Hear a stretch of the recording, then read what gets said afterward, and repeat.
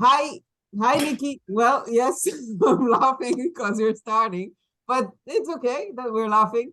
And Dr. Granoth has joined us, and I made him laugh, and that's perfectly fine because I don't think most of the people he talks with make him laugh because a lot of them come to him while they're suffering. So, Nikki, today we are joined by Dr. Boaz Granoth. He's the director of hand surgery unit at Hadera Hospital Hillel Yafe. And Dr. Granoth has been my little secret, let's say, in helping me understand in the last 3 years, actually, what I needed to know. It all started from Marc Márquez, and we kept in touch because it was a bit difficult for me to know everything. So good evening. It's an evening here. Good evening, Dr. Boaz Granoth.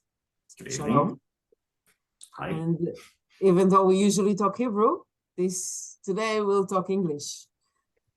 And we asked you to join us today because we have this season started with quite a lot of injuries, and we wanted to get a better understanding of what we're actually following and to hear it a bit more simplified and to be able to ask some questions. Exactly. So thanks for being with us because as Tammy mentioned, and you are so lucky having help like this in your mother language, because in the last couple of years, I keep saying that if you want to be a MotoGP journalist, first go to the med school. Go to the med school because you will hear a lot of Latin words and name of different bones and injuries, and you will be lost. Thank you for having me. Glad to join you. Yeah, so the last few years, we really had some unique injuries. And as I said, I got to know you, Dr. Boaz Granoth, because you have friends who love MotoGP, and they got you into it. And they intrigued you also with the injuries. So we got to know each other after you wrote a very lengthy post about Marquez and his injury. And that was, I had to DM you immediately because, what's that? Who is this guy? How does he know so much about it? And I need him on my side. So we really had some unique injuries, and I know you followed it also because you knew about Marquez's thumb injury. And the first thing you told me is you knew he broke it, you knew he's going to miss races, and then you gave me an estimation of time. And I said, okay, let's see. And you were right. I was partially right because, like we talked about, any normal motorcycles, any normal person having sustained the same injury that Marquez had, which is a Bennett fracture, we'll talk about it later, I assume, I would refrain from bicycle racing for at least 6 weeks, if not 8 to 10 weeks. And what we talked about, Tommy and me, or we conversed, I said that because it's Marquez and because he's insane and very passionate about his work and very passionate about riding, I said in 2 weeks he's going to come back. And I was sure that in the America Cup he's going to race, and he'll race badly because his thumb will hurt. And so far I've been wrong.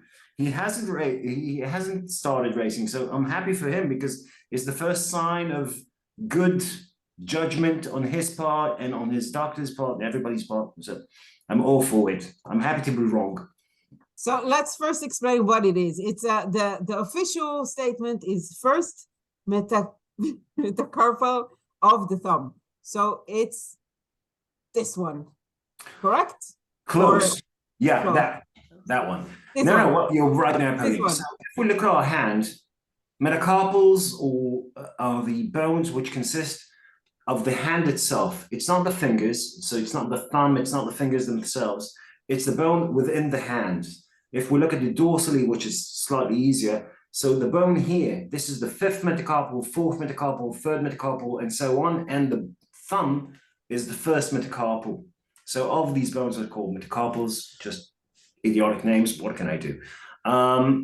And the first metacarpal is the bone which connects this joint, which is quite easy to see in the hand, and this joint, which is the base of the thumb. And it's very easily fractured, unfortunately. Now, if I go into a bit of medicine, I apologize in advance.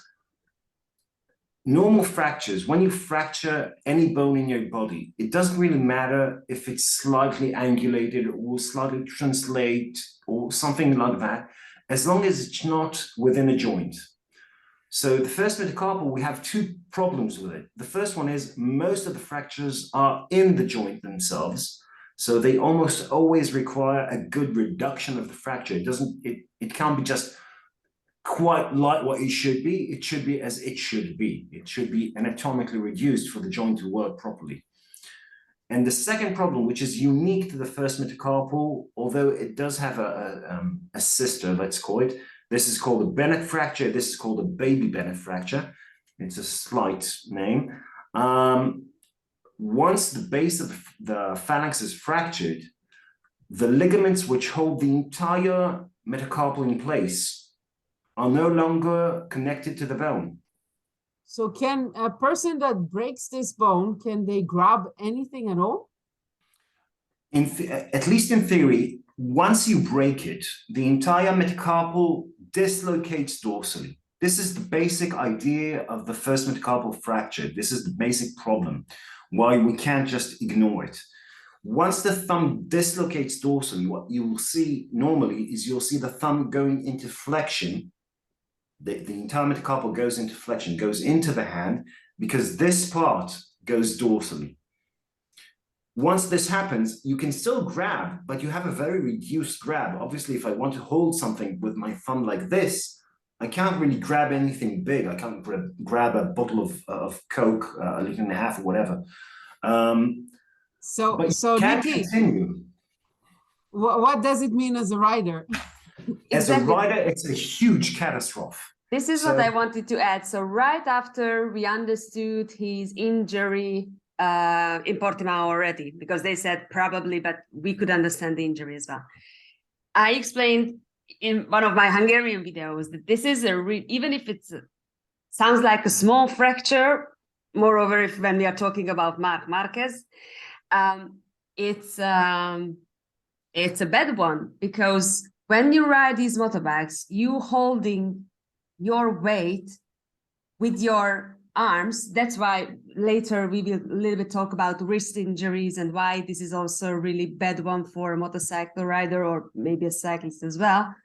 So basically, moreover, in braking, you hold your weight with your hands, you push basically this exact point where he injured himself.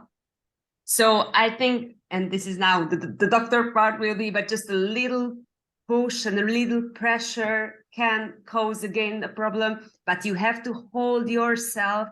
Plus you have to wait 1, 2, 3 fingers, depending on the riders, but braking in the same time, which means even more pressure. So it's no way that you can help your hand, let's say, with the fingers. So it's a lot of weight and a lot of load just on the hands. And just to mention, we're about to go to CoTA, and this is the most difficult track we have in a season. If we don't regard to the weather.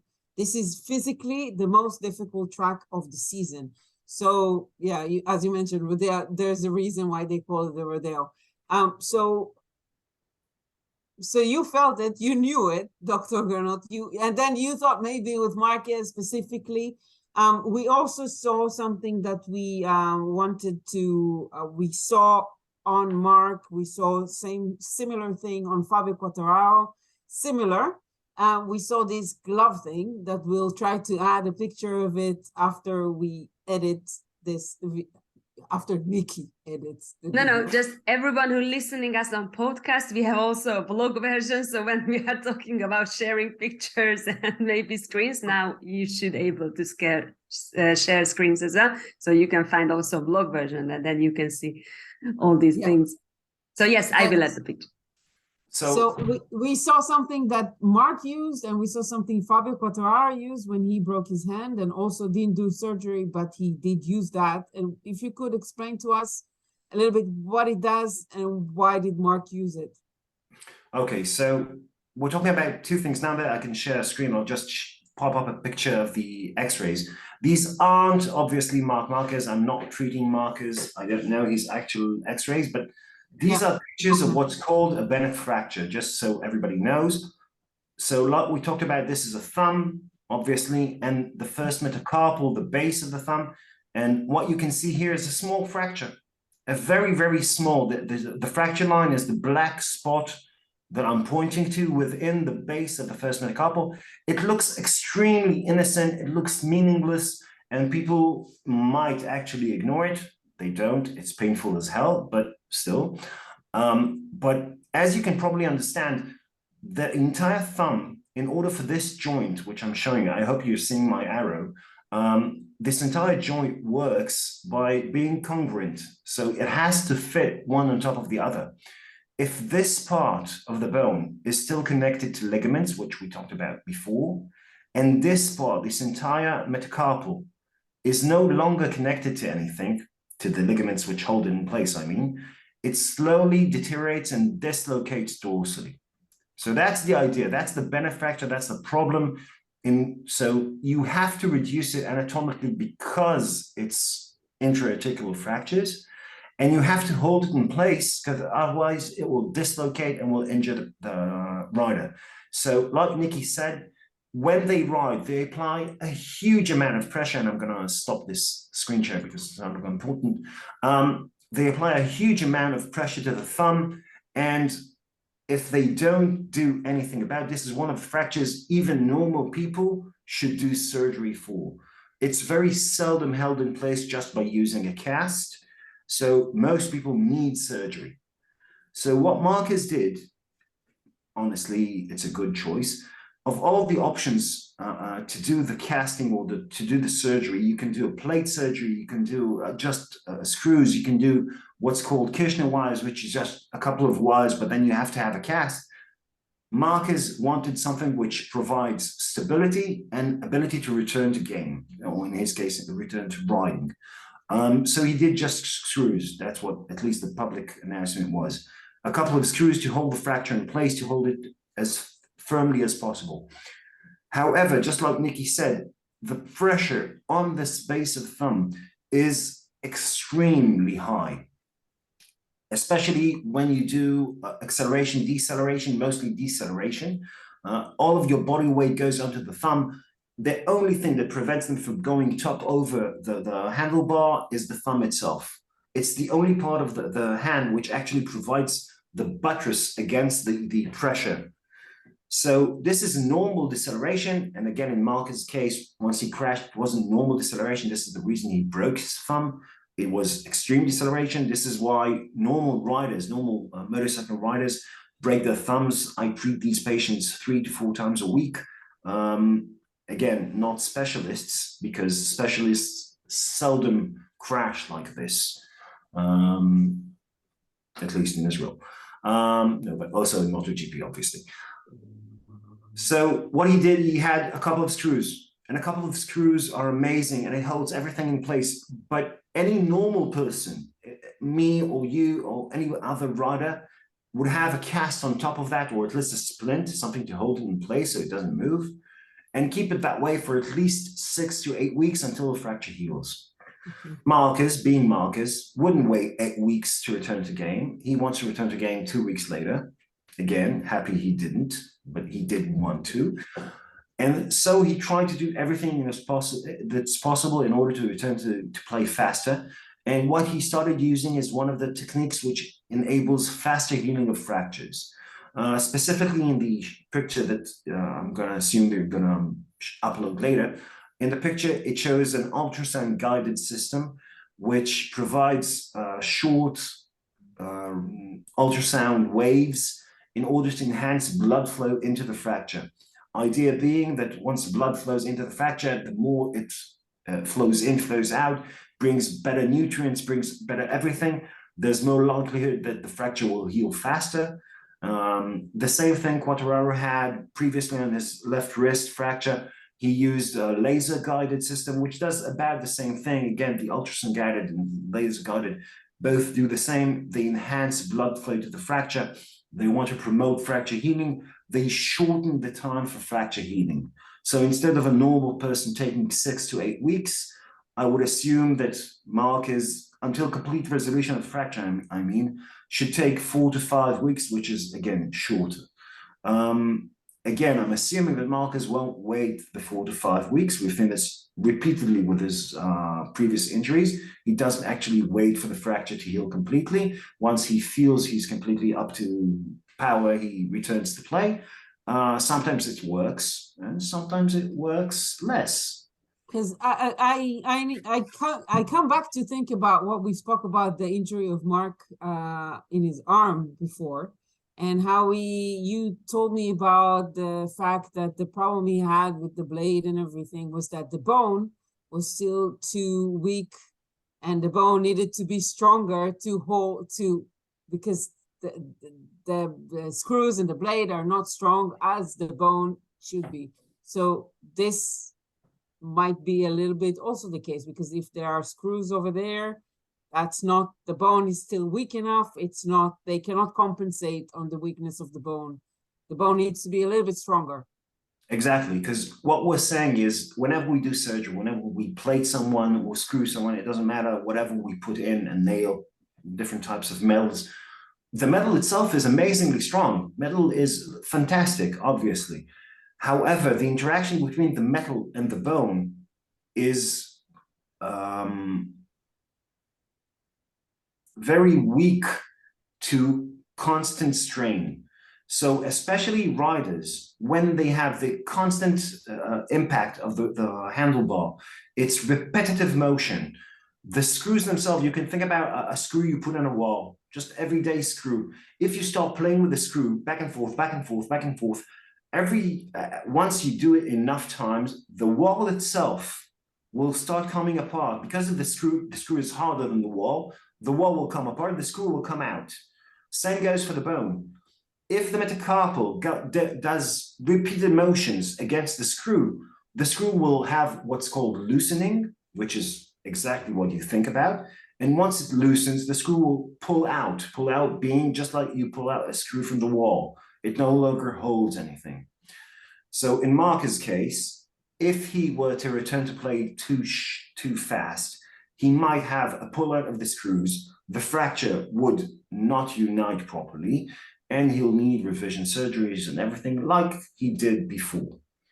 Question, but it wouldn't have been the first time when we see a rider after alreoperation with screws coming back after we saw extreme things like one day, but like 2-3 weeks we saw already a lot of time. I was wondering, maybe it's a stupid question, but that's why you are here to answer that. I was wondering that Marc was on antibiotics for almost 1.5 years because of the infection he had on the upper arm. I was wondering that even if it's now almost 1 year ago, a bit less, that he could stop the antibiotics, can it still have an effect, and can it affect the healing? So is it possible that the healing now it's a bit slower because of that? At least in theory, no, because what Marquez had, because of 2 surgeries done quite shortly, he had an infection of the bone itself, what's called osteomyelitis. Osteomyelitis means an infection of the bone, just a Latin word to make everything more complicated. But an infection of the bone is very hard to treat. Unlike normal infections of a strep throat or an infection of the skin, which can be easily treated, bones have less of a blood supply, so the antibiotics we take reaches the bone less. They have more sockets within them for the bacteria to grab onto and just stay there. That's why you needed so long to take antibiotics just to treat the osteomyelitis. However, once the osteomyelitis is done, which is what we think happened because he's undergone a lot of other tests like nuclear imaging and stuff like that, which showed that he was clean. Once he's clean, he's clean. There's no connection between the fracture of the thumb and the fracture of the shoulder and, the fracture of the arm itself. And I pray for him that he doesn't get infected again, that he doesn't do anything stupid again. Yes, I'm sorry. I called him stupid for coming back to ride so soon. My bad. But again, the thumb itself, the first metacarpal fracture, is one of the most common fractures for motorcyclists which aren't in the MotoGP. It's exactly the injury which obviously breaking, all of a sudden hitting a wall, hitting a ramp, hitting a car, hitting whatever, breaking all of a sudden on the thumb.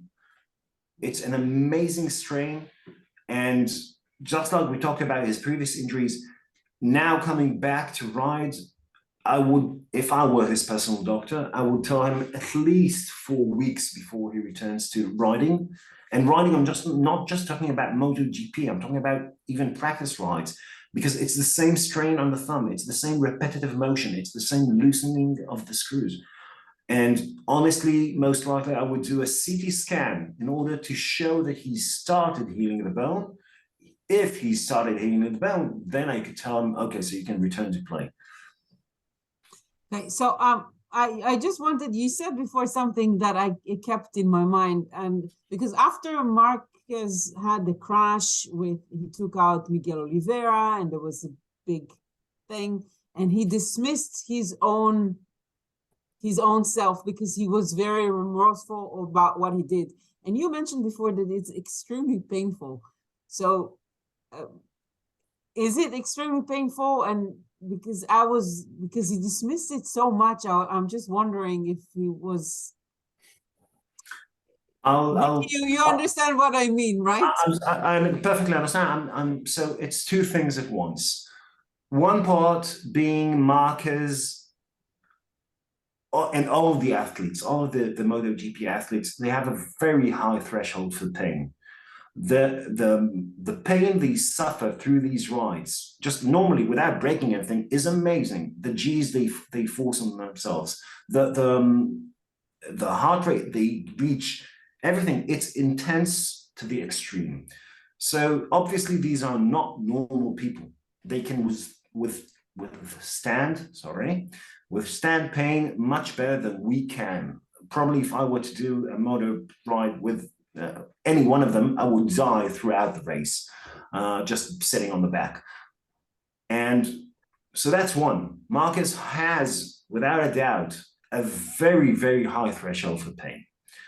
The second part is, as long as it didn't dislocate his thumb, it just fractured it, but it hasn't dislocated yet, he would be in a normal sense of pain of a fracture. And he's had multiple fractures. They fracture their fingers all the time, which is something they can handle. However, as soon as the fracture dislocated, as soon as the thumb itself dislocates from the joint and the thumb falls into that flexed position, any motion he would make with the thumb is extremely painful. I really tried, and I even went back to it to look at the video in which he comes to tell Oliveira he's sorry, and he goes this motion like, I'm sorry. And I tried to look at the motion of his thumb, but no camera actually caught it, so, or at least no camera that I saw caught it, so I couldn't tell you if he was already dislocated or not. But he was in pain, without a doubt.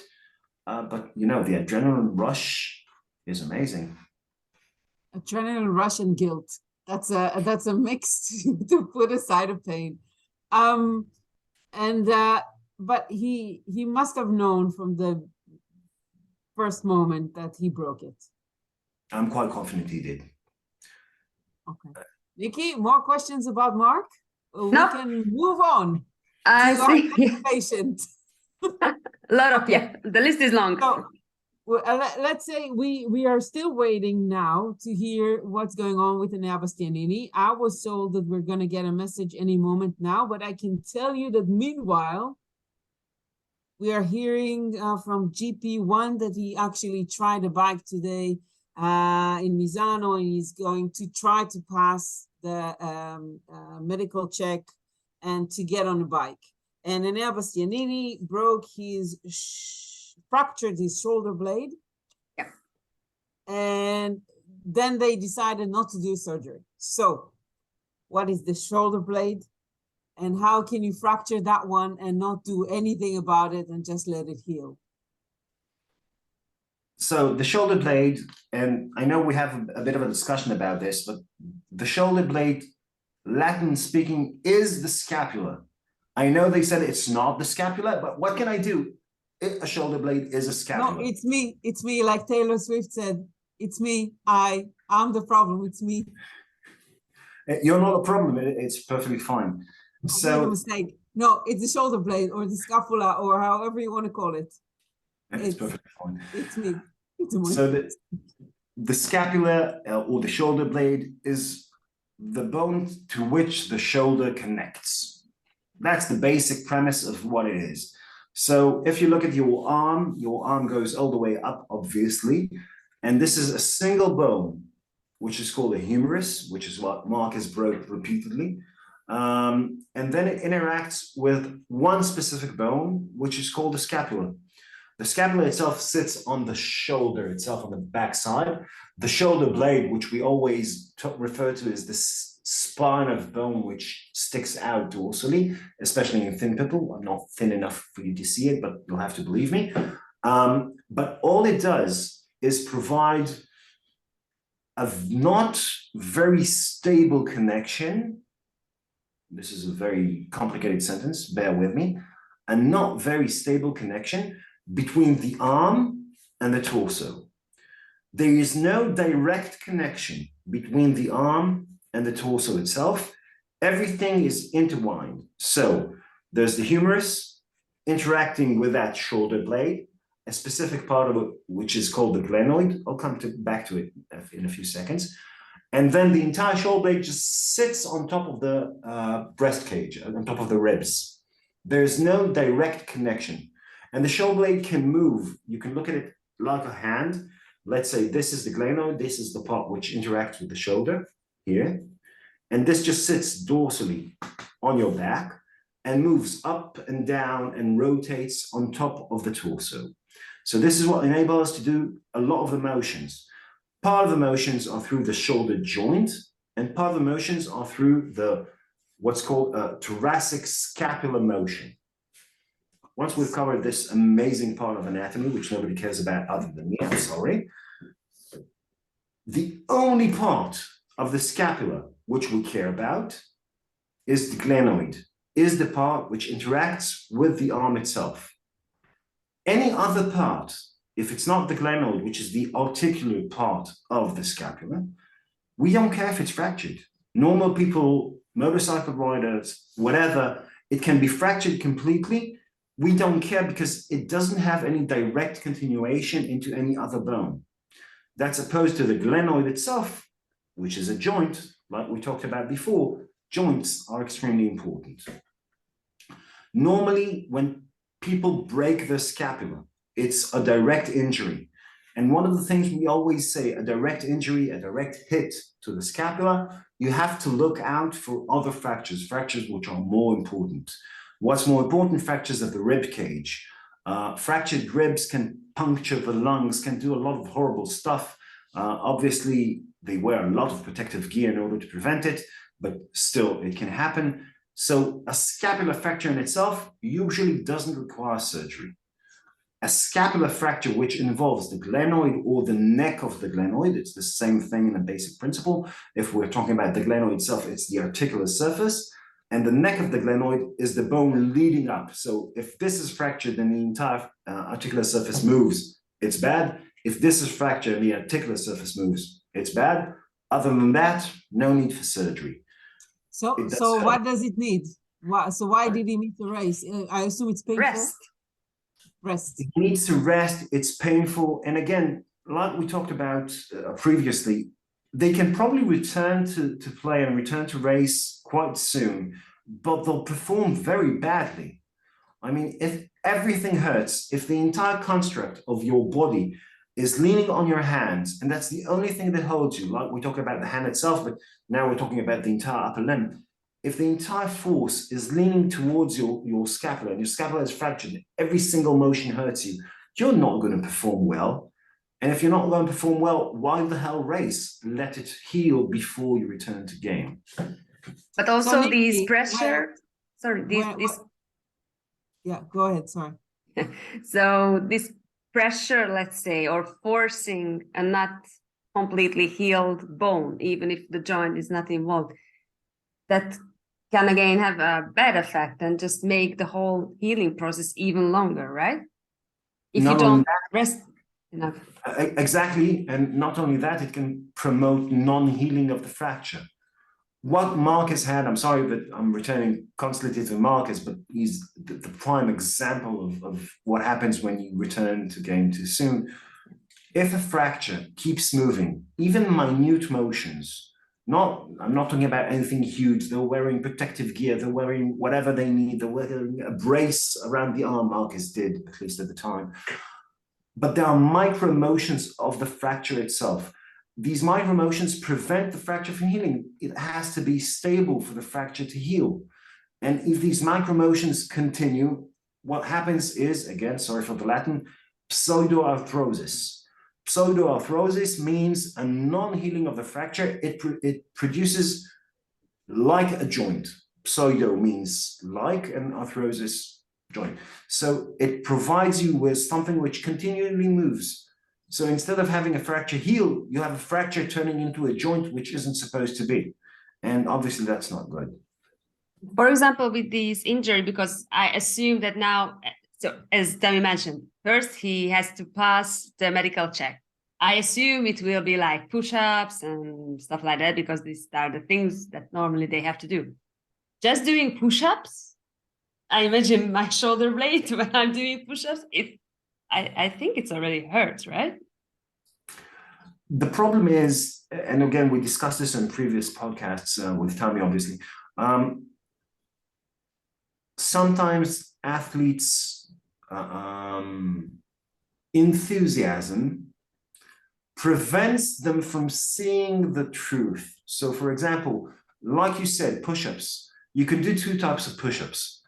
I can lock my shoulder blades in place, thereby preventing their motions. For example, if I do this, and all of my push-ups are done just this, there's no motion of the shoulder blade.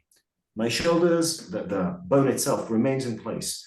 True push-ups require me to go like this. I need to push my shoulder blades back and push them back forwards. If I don't do this, they don't move, and I can pass a physical. So it depends whether I want to pass the physical or I want to be fully healed. Again, elite athletes, regardless of the sport, have a tendency to return to play faster than they should. Sometimes it works. Sometimes it ends up horribly, like losing 2 years in Marquez's case. So we assume that he will be on pain relievers. We assume that he will have to compensate with other parts of his body to deal with that.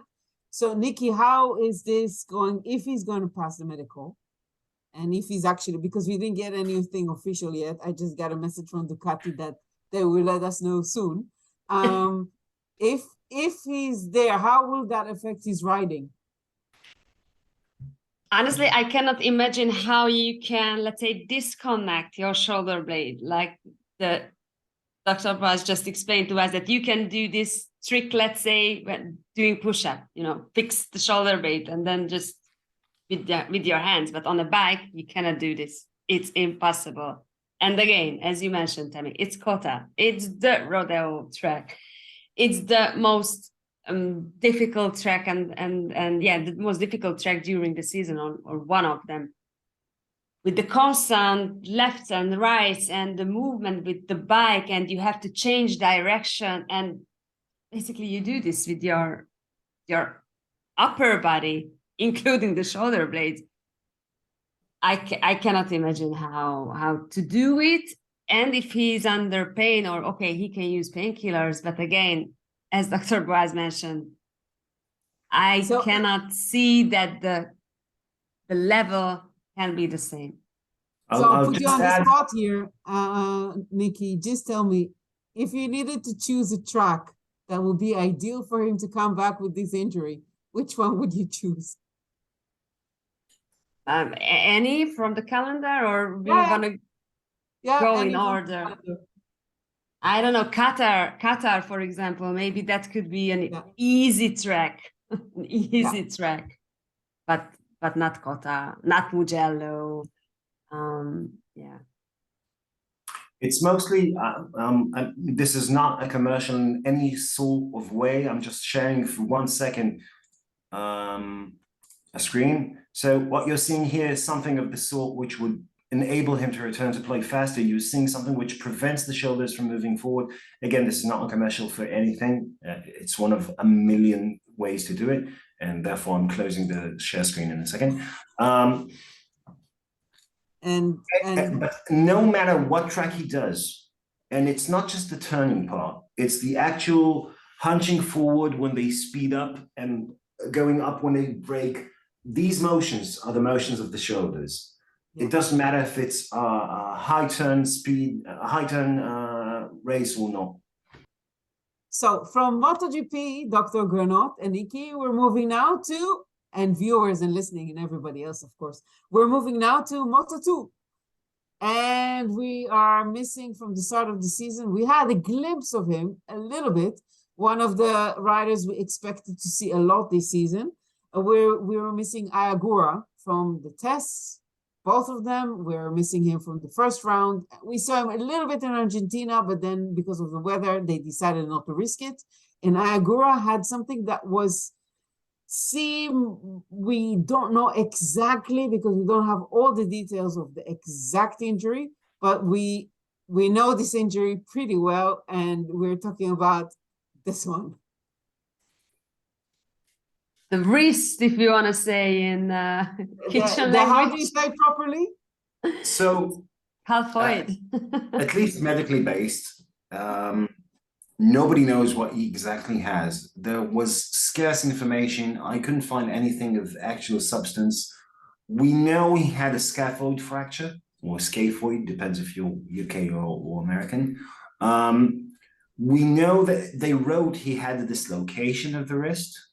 So yeah, the precise quote from the press release was fracture of dislocation of his left wrist. Exactly. So these two words contain two of the worst possible things you can imagine for the wrist. The most logical interpretation of what they're saying is he had both a fracture of the scaphoid and what's called a perilunate dislocation. Again, lots of Latin. Let's simplify it. We have 8 bones in the wrist. These 8 bones connect the forearm, which contains the radius and ulna, the 2 important bones of the forearm, and those metacarpals, which we discussed previously, just like Marc Márquez had. So within this row, just these 2 centimeter row, we have 8 bones. Now, we know Ogura had a fracture of the scaphoid, that's a fact. And we know they say he had a dislocation. The most common dislocation around the wrist involving a scaphoid fracture is what's called a trans-scaphoid perilunate dislocation. This means the entire wrist has moved out of position. If we talk about, again, the location of normal joints, every joint has one surface which is usually in a concave form, another which is in a convex form. They fit together quite nicely, they work together. A dislocation means this joint is no longer working, so this has moved out of place. In order for him to dislocate his wrist, in this case through the scaphoid, trans-scaphoid fracture dislocation, we know that his entire wrist moved out of place. This, without a doubt, is an emergent surgery. So it's no surprise they told us that he immediately went surgery. This is not something which can be delayed surgery or look and wait and see if it heals on itself. any dislocation needs to be reduced immediately. Otherwise, every second, every day that passes, there's more and more damage to the articular surface. The joint will never work again. So they did immediate surgery. Immediate surgery means they reduced the dislocation. They probably fixed the fracture itself, the fracture of the scaphoid, using a screw. Again, I don't know this for a fact, but this is the most logical estimate and most logical way to treat these problems. Once they did that, again, if he was a normal person, not a MotoGP rider, I would put him in a cast for 8 weeks, at least 8 weeks, letting his ligaments heal, letting everything settle down, letting the inflammation, which we might come back to if we want, because of fibrosis due to inflammation, but we'll talk about it later maybe. We want everything to settle down before we start abusing the wrist again. So any normal person, 2 months, of casting, and then physical therapy, and then everything, etc., etc. So he injured his wrist, let's say the beginning of March, something like that. I would say he can't return to play at least until May, probably even after, if he starts physical therapy and everything. And the initial response was, I'm going to return to Argentina for the race. We saw him try to return to Argentina for the race. We saw him not doing that well. No, he actually didn't do that bad. He actually said he was surprised how good he was. His timing wasn't that bad, but the weather was too risky to take a risk for the long race. But we do see them come back from that injury a lot sooner than 2 months usually, Nikki. Yeah, exactly. And it was just less than 1 month that he decided to try and come back. I think that was too early. Why does this bone? We always hear the same thing, that there's not a lot of blood. Oh, I'm lacking words. Circulation. Blood circulates. Thank you. We start to complete each other, Nikki. There's not a lot of blood circulation, but there's a lot of blood going to the hand. So I don't understand why did they say that? What's the problem there? There's an amazing amount of blood that comes to the hand. The hand itself is really, really well circulated throughout, and all of the fingers and everything gets a lot of blood. The only bone, which surprisingly enough, I'm going to share a screen for a second. The only bone which is really, really, really bad at it is the scaphoid. Now, this is the wrist, really, really close up. You can see the radius, the bone of the forearm. This is the bone itself. Again, on this side, it's 2 sides of the same bone. We're looking volar and dorsal. Volar means we're looking from the hand side, and dorsal means we're looking at the back of the hand. So on our left, we're looking at the volar side. What we see is a main artery coming into the radial artery, coming into the wrist and supplying just the distal part of the bone, of the scaphoid bone. This is a scaphoid, this entire bone. And it's all of the blood supply comes from the distal aspect of the bone.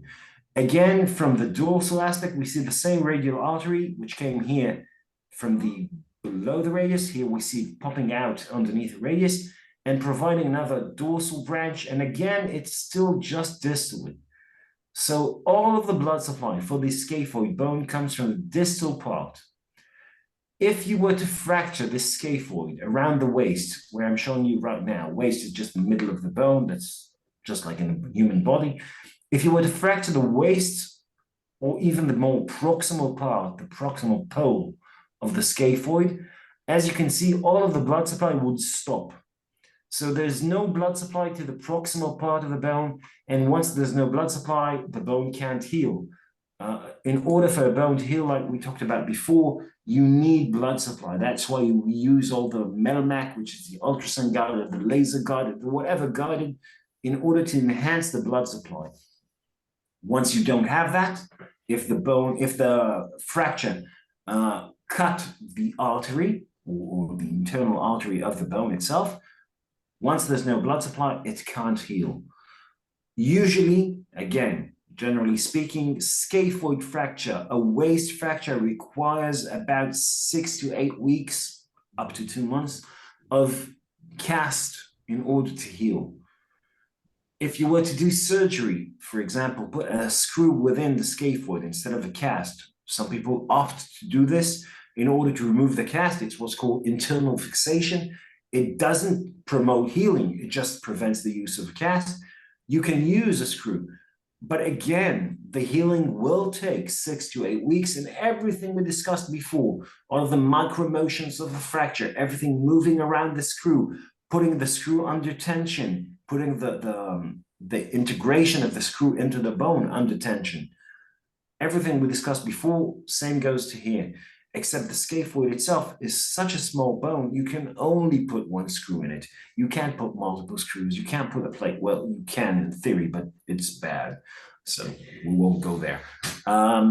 But if you do put a screw in, or if you do a cast, you need to wait for it to heal, because if you don't, and the blood supply doesn't come back, the entire proximal pole can go under what's called an AVN, avascular necrosis, which means, after the Latin part, the bone dies because there's no blood supply to it. Once a bone dies, there's very little you can do to help it. It's not good. One question, is there a specific reason, medical reason, that a lot of times when we're talking about a wrist injury during a crash for a rider, a lot of time is this scaphoid bone? Is there a specific, because I remember Crutchlow, and he suffered also for a lot of times. Is there a specific reason that this is one out of the 8 bones? So out of the 8 bones, this bone is fractured about 50% of the time. So it's the most common carpal bone to fracture. It's still very rare compared to other bones. For example, the radius, the big bone of the wrist, the one which we usually talk about. So the radius is fractured about 10 times more often. And this is, again, through high injuries or low injuries, doesn't matter. High energy, I mean, or low energy. So scaphoid is the most commonly fractured carpal bone, without a doubt. And specifically, it's the bone which is most fractured when what you fall is what's called a fush, fall on outstretched hand. So when you fall with your hand extended all the way, especially when you're ulnarly deviated, so your wrist goes ulnar, and you hit your thumb. And if you think about it, this is the most common way to fall in a high-speed injury. If you fall from standing position, for example, just, you fall over, usually hit this part of the wrist, because you don't extend your wrist all the way. It's a sudden fall. You just go like this. I'm sorry for the motion. I hit the table. So just hit this part without extending everything. But most motorcycle accidents, when they fly over their bike, they have enough time to extend their wrist in order to block everything. They plan for the hit. And if the hit comes into the base of the thumb, they're going to fracture the scaphoid. That's why we talked before about the different factors. A fracture from flying over the bike, which is a scaphoid fracture in this case, or a radius or something else, as opposed to a fracture coming from the bike itself, when the handlebar hits you and you fracture your first metacarpal. Okay, so well, I have 2 conclusions from what you just explained. One, riders need to learn how to crush better so they don't break their scaphoid. Maybe. That part, they need to think about it. Maybe. I'm very smart to say when I'm not on the bike. 2, there might be some design issue with that specific bone. Maybe the design should have been from the start a little bit better. It's a horrible bone. Just a horrible bone. Even for normal people, when they fracture it, it's just a bad bone. Okay. We also wanted to talk about Izan, because we have Izan coming back, Vera, and he's, of course, the most common injury, arm pump. the chronic arm pump that we talk about very often, but we are going to dedicate a whole vlog, podcast, whatever you want to call it, discussion about that, hopefully soon, because we have a lot of questions about it. And there are a lot of treatments, different treatments, and we want to go, well, to stretch it out a little bit more. But Nikki, do you have anything else to add? I was just wondering that maybe one thing we didn't mention talking about Marc at the really beginning of this really nice conversation. Don't you think that there's another thing why he didn't rush to come back and listen to the doctors? Because no one mentioned basically during the last 3 weeks, but yes, there is a broken bone, a metacarpal in the hand. But if he takes the risk, coming back too early, not able to control the bike properly, and crashes again, and crashes always on the table, don't forget that he has diplopia, the double vision issue. So I was just wondering whether this was also part of his decision not taking any, let's say, unnecessary risk, because then another crash and hitting a head, that could be a really big issue. Yeah, and there's also a small legal issue still above his head. But we are still waiting for the answer about that. And we're still waiting to know what's going on with Enea. We are hearing a lot of rumors while we are talking. But we will know soon if we will see him try or not. We know he needs to try first. So we'll see how it goes, and we'll see if it's just mainly to go back into it. Don't forget that we recorded this episode on Tuesday evening. So yeah, probably tomorrow, I think we will know already whether Enea is going probably in the next hour. Exactly. Probably a minute after we close this. It's just about timing. Yes. So 3 minutes from now. Yes, probably. So Dr. Granoth, do you have anything else to add? It was a pleasure. Always lovely to hear from you, and happy to be here. Thank you so much for your time, for your expertise, and not looking down at us. I always appreciate that. Heavens forbid. And we know you're a busy doctor. We know you're an expert in your field. We actually, we'll just share it. We were supposed to record yesterday, but we had to wait because you had some emergencies, because people's health is more important than our conversation. And we understand that. And, but we will ask for your time again, and hopefully, there won't be too many weird injuries anymore, just the standard ones and not too many. So thank you again. We appreciate it. And to people who want to know again, we remind you're Dr. Boaz Granoth. You're the director of hand surgery unit in Hillel Yafe in Hadera in Israel. And you're excellent. Thank you very much. Both Thank of you you so are. much. Toda rabba. Bye. Bye-bye.